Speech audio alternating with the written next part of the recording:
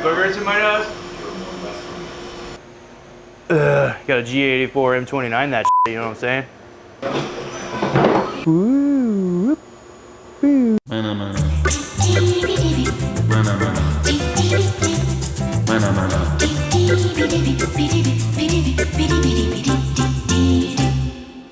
Hi, it's Patrick, Paul Component Engineering. Back today with another video. In front of me we have some things, mostly tools and parts, components that we make here.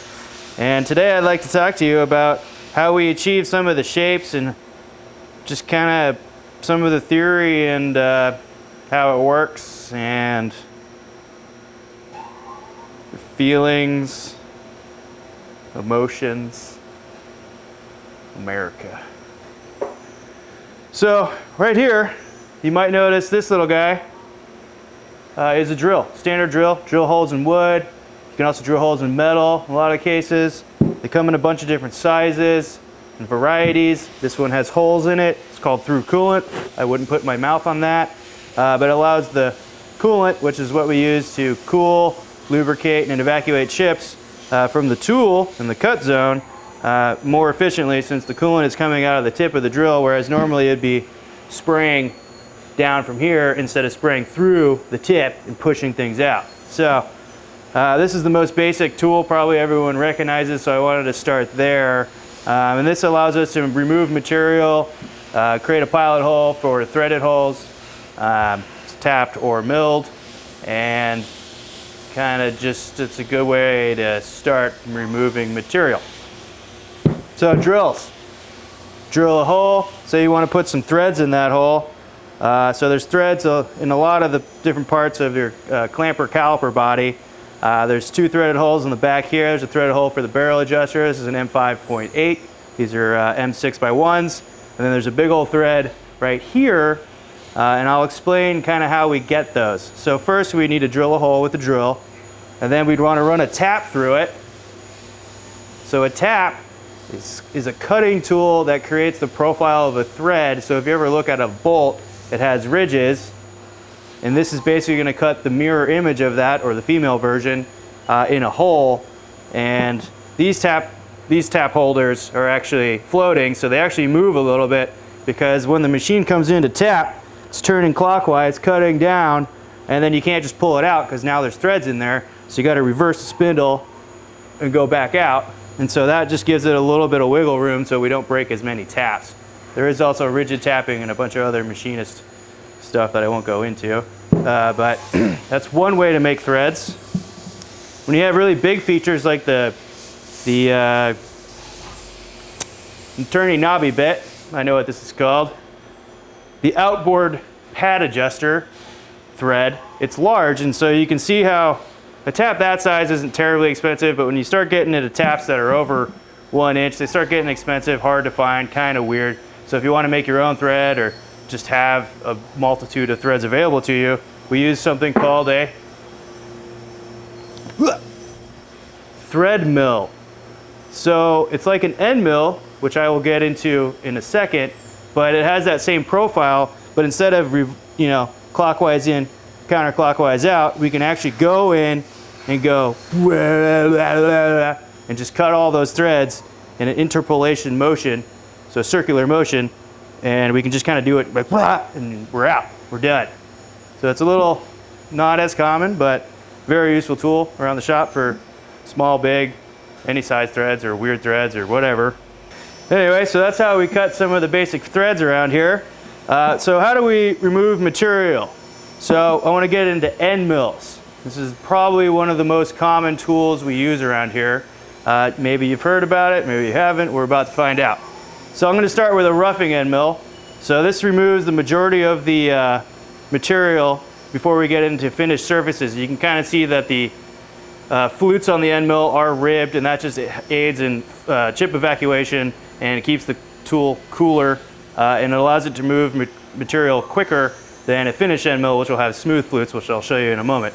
And this one has, we'll just call this one a square end mill, so it makes square corners at the bottom of a hole, which I'll demonstrate in a moment. This is a bigger one. This is a finish end mill, so it has smooth flutes. They come in different flute numbers. This is a 3 flute, also a 3 flute. You can get 2 flutes, 1 flute, 4 flute, 6 flute, 12 flute, whatever, depending on the material cutting. We do a lot of aluminum, so we use 2 and 3 flutes a lot.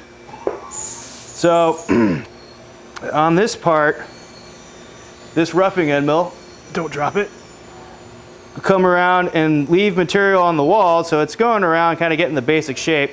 And we're going to remove a lot of the material with that guy, and then we're going to come back in with what's called a bull nose end mill. And so a square end mill, the corner of it comes to a square point. So that means if you plunge it in and make a cut, the corner at the bottom of that is going to be square. A bull nose has a radius, so it doesn't come to a square point, it comes out and goes like that. And so that gives you a nice little fillet at the bottom of the cut. So you can see around the edge of this giant circular feature is a radius, and that's how we achieve that nice smooth transition between walls and floors. So that's known as a bull nose end mill, and they come in different radii. So this is a 60 or 30 thou, I don't remember.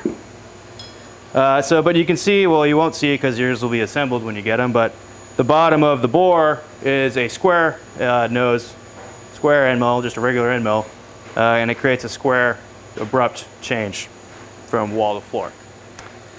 Let's see, other features on here. Oh wait, more end mills.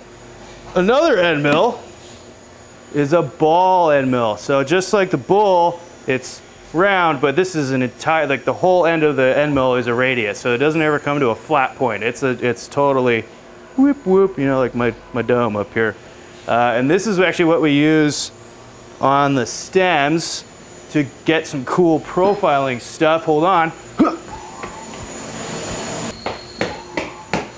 Which we happen to be making right now. So you see all these sweet ribs right here? That's made by a ball end mill. Not that big of a ball end mill, probably not even that big of a ball end mill. It's really dangerous to do that. Do not do that at home. But basically the ball end mill is just going whap, whap, whap, whap, whap, whap, whap, whap, whap, whap, hell yeah, hell yeah. And so we do a lot of profiling with ball end mills. And they're good for just kind of creating shapes that you wouldn't be able to do with a flat end mill. So this is done by a ball end mill. Some other stuff, these little countersinks are done by a ball end mill. And of course they make all these tools in a bunch of different sizes, so from like can't even see them up to can't even hold them. So those are some of the basic end mills we use around here. There's a bunch of other ones. I guess end mills kind of cover a really vast expanse of tooling and tools. Not necessarily tooling, but tools and tooling. Anyway, here's another one. Okay, we're not done with end mills because this is a corner rounding end mill. This is a bigger one, but this is how we achieve round things. They go in, that might be the actual corner rounder that does this, but this takes a shoulder, and if it's protruding, instead of a floor to wall bottom shoulder, this is like a protruding shoulder. So it does the opposite of a bull nose end mill, and it takes a shoulder and cuts it down into a round surface. So you'll see this on a lot of our parts. All these rounded edges on the clamper body that are nice and round, those are done with a corner rounding end mill. Won't be this big because it'll be more like that. And they come in different radii, but so this feature here, corner rounding end mill. Right here, corner rounding end mill. All around here, corner rounding end mill. And so that's how you break edges and get nice smooth edges. Another way to do that is by chamfering them, which would create like a 45. Instead of a roundy boy, it makes a angled lady. And we do that with spot drills. There's also chamfer mills. We use spot drills. There's a lot of different ways to do it if you're in the industry. But basically this is a good way to locate holes. So usually we'll spot first, drill a hole, tap it, or you'll go around the outside just to break an edge. So if it's at an angle, it's a spot drill. If it's round, it's a corner rounder or a bull nose. Make these in a bunch of different sizes. That's a smaller one, 1/4 inch, 3/4, different angles. Big corner rounder. Let's see. Okay. All right. Here. All right. So I've gone over stuff about end mills. Let's go over how we get hex broaches for Allen keys. So on the inboard pad adjuster, there is a spot for a 5mm Allen key, 5mm Allen key. And you can't really mill square corners because if you can imagine this tool spinning, it's round, and if it goes into a corner, it's going to make a round corner. So Allen keys use 6 square corners. And so we use what's known as a rotary broach. And so what this tool is, you can actually see the tool in the end here. This is a 5mm broach, and this is the rotary broach holder, and this is just a holder, side lock holder we put in the machine. But basically how it works is it comes down, this thing's spinning, it makes contact with the workpiece, stops the broach, and then the broach holder starts spinning. And what's happening is each point on this tool is cutting individually. So not all at the same time, because otherwise it put a lot of load on the machine. So one point only is cutting at a time. And what's happening is this is at a 1° angle, so it's actually doing this. So it's rocking. And as it rocks, it just kind of pushes material down and out of the way, so it's actually cutting square corners in a fashion that we can do on a CNC machine without having like purpose-built broaching machines, which are also available and really cool.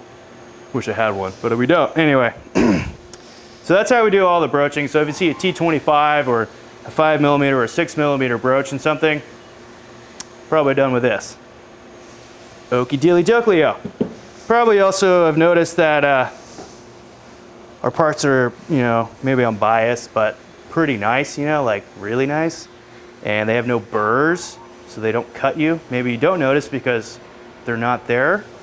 And so we actually have a set of tools that helps us do that on the machine, but a lot of it's done by our operators, so a lot of them, we touch pretty much every part we make, but we try to get as much of the deburring done on the machine as possible.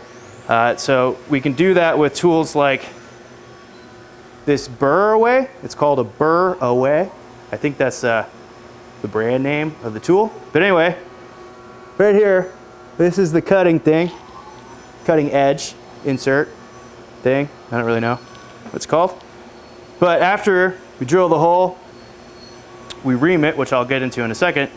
We can run this guy down and it pushes that in, and then as it comes back out, it actually deburrs the inside where we can't reach of the hole. So it deburrs in between where we can't really get the tool in by hand to deburr after the fact. So we use these on all the levers and a few other products. It's just a nice added bonus. The parts come out really nice off the machine. Helps our operators, helps you, helps us. Hell yeah. Reamers. So you can drill a hole and you got a hole. Drilled holes are generally not that accurate, could not be true, could not be straight or concentric to another hole or whatever. Surface finish usually is not that great. So what a reamer does is you drill a hole that's slightly smaller and then you run this reamer down there and it makes a really accurately dimensioned hole.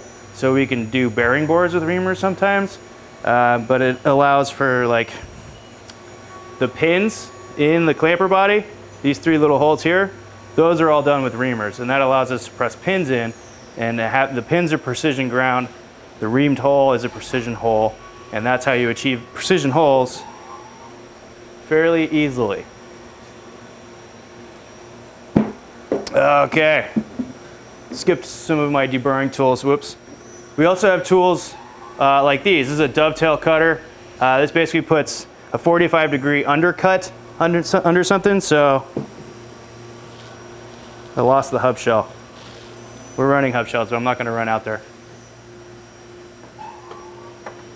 Anyway, on the backside of our disc flange, you'll see that at each of the lobes, right where the bolts go in, there's a little chamfer on the backside. That's done with this tool. So it comes down and goes underneath the flange, whoop, whoop, whoop, whoop, and just makes that all nice and smooth as much as we can get at with this tool. We also have double angle 45 deburring tools, similar to a dovetail, but it actually has the dovetail on both sides. So you can chamfer top and go into a hole and do that, come out. So just another deburring tool. Maybe you have one of our bottle openers.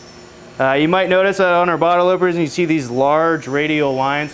A lot of times they're tumbled and polished, so you lose the tool marks, but sometimes you can still see them. And that is done with a face end mill. So basically what these are for is facing, the process called facing, where it just removes the top layer of material quickly, efficiently, and beautifully, in my opinion.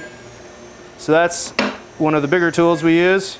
Most of our stuff is pretty small. We make pretty small parts compared to other people, but you know, they're big in our hearts. One last thing, maybe. Yes, he's saying yes. Our saws. Just like a circular saw, we have metal saws. So this saw actually has a radii, so it's not square, just like the end mills. And what this saw, and this exact saw does, on our new 31/8 dropper levers, it does the cable slot. And so having that radii makes the cable radius match up with the sawed slot on the lever. So, saw. This saw does the slot in the lever, blap, blap, blap, right there. Thicker saw, they make them in a whole range of stuff. Don't have one here with me, but this does the slot on our mini moto trunnion hook. And then this is just a bigger saw we had and thought it was cool looking, so saw.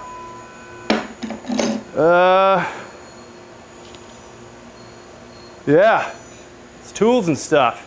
Well, if you have any questions, go ahead and forward them to Travis at paulcomp.com. Leave a comment below. We love those.